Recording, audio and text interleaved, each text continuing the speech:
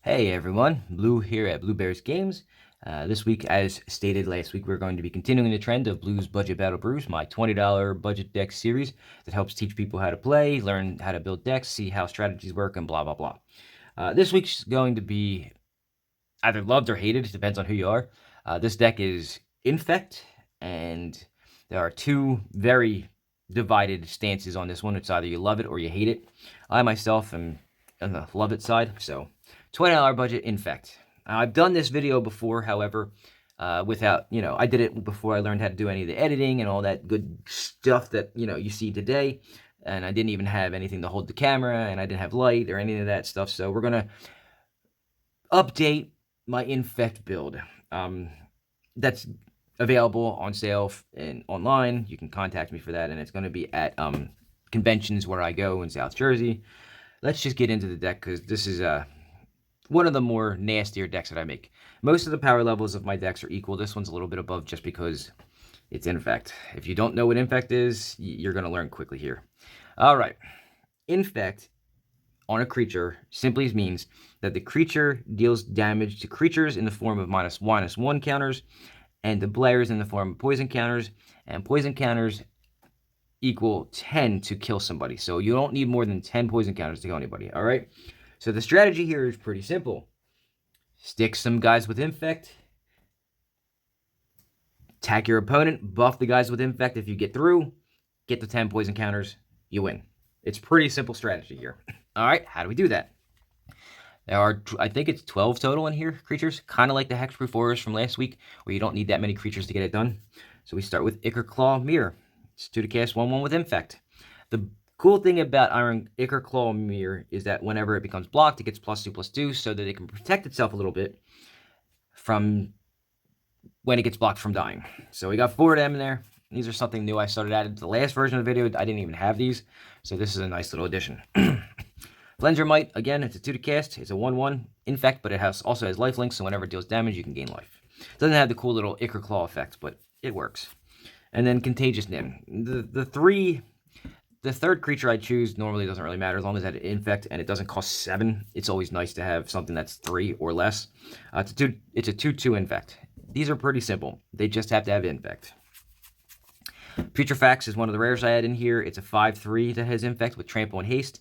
It's 5 to cast. It's kind of like a Ball Lightning, sort of, but it can deal 5 poison damage to 5 poison counters to your opponent, putting them at half life is pretty much what it comes down to.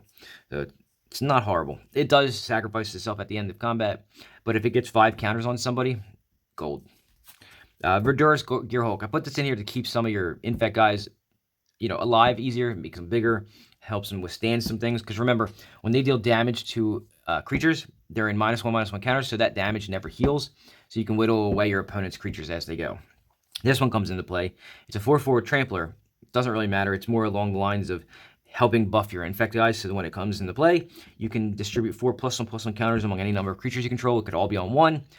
It could be spread out between 1, 2, 3, or 4. It doesn't matter how you do it. It just adds 4 +1/+1 counters to your side, and your guys give -1/-1 counters on the other side. So it's a swing. We're going to do a lot of buffing. So the buffs here are to make your guys bigger. So some people will take 1 Infect damage. They won't care. But the surprise part of it is you have instant cast buffs to make them get more poison counters. So we got Giant Growth, which is 1 to cast. That gives +3/+3. So that's a minimum of 4 counters that you can hit somebody with. Got a play set of those. Titanic Growth, it gives +4/+4 for 2 at instant speed. And then Invigorate is something that I didn't have in the last one because I didn't have any. Invigorate's kind of cool. Here's a little fun thing for this one. So yeah, it's 3 to cast. However, if you control a forest, you may have an opponent gain 3 life instead of paying its cost. You don't care what their life total is because you're trying to kill them with poison counters. So they could have 1,000,000 life, but if they have 10 poison counters, they're still dead. So you make it so that it's free. So you could literally, if you have the 4 that I have in your hand, you can actually kill somebody right off the bat. Target creature gets +4/+4 until end of turn, and you can cast it for free without any negatives because you don't care what their life is. It's a great addition to an Infect deck. Might Evokes. Target creature gets +7/+7 until end of turn for 4. Again, more buffing. So you're trying to get a 1/1/3 that people don't care about and then basically kill them in one shot. Demonic Embrace, it's an aura. I understand that it's supposed to be a surprise, but this one keeps coming back. So it's 3 to cast. It gives the creature +3/+1, and flying, and makes it a demon, which doesn't really matter. That power buff is the important thing, and flying is evasion, so that you can get around your opponent's creatures if they don't have flying. And then you may cast it from your graveyard by paying 3 life and discarding a card in addition to its other costs. So the reason for this is repetitive buffing. You just need one guy to stick and one guy to get big and hit. So that's what that's in there for. Creature removal is kind of essential. You want to be able to get through. If your opponent knows what your strategy is, they're going to just keep throwing people or throwing dudes at your guys. So eliminate helps get rid of them. It destroys a creature or planeswalker with converted mana cost 3 or less. Got 2 of them in. Oh, I'm sorry, I got 4 of them in there. Grim Affliction. Interesting little addition here. So it puts a -1/-1 counter on a creature, and then you proliferate. And I'll let you read the card for proliferate if you don't know what it is. Basically, you get to choose anything that has a counter on it. You can put another one on there that includes players. So if they have a poison counter on them already, you can add another one. If they have a -1/-1 counter on them, you can add another one. And you don't have to do that. If you have a +1/+1 counter on your own dude, you can add it.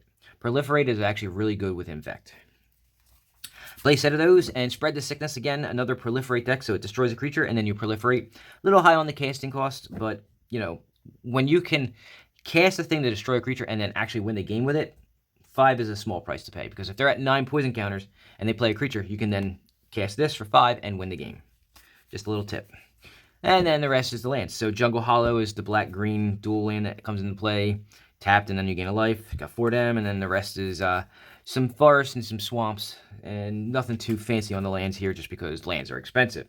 So you've got the strategy down, you've seen the deck, it's not a bad one. So let's go over some upgrades here. So on the dude side, or the creature side, I mentioned it before, Glistener Elf is I'm sorry, I didn't mention it. I mentioned it in the last video by accident. Glistener Elf is a 1 to cast, 1/1 Infect. It's an elf.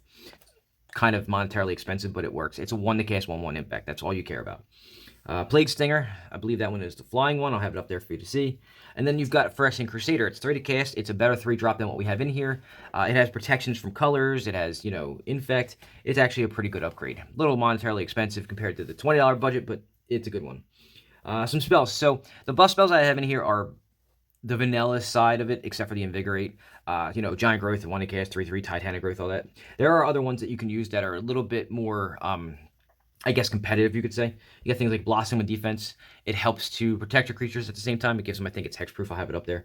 Mutagenic Growth, kind of like Invigorate. It can be free to cast, and that's always good. Free is great in Magic. And then Vines of Vastwood is another one. It's a small buff, but if you play the land, it's a big buff for 1, so it's pretty good.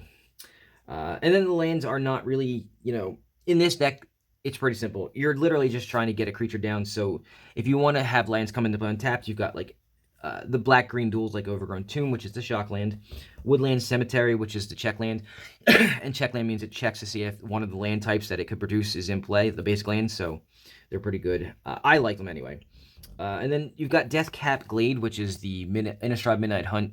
If you have 2 lands in play, it comes in play untapped, so it's a little worse than the Woodland Cemetery, but not by much.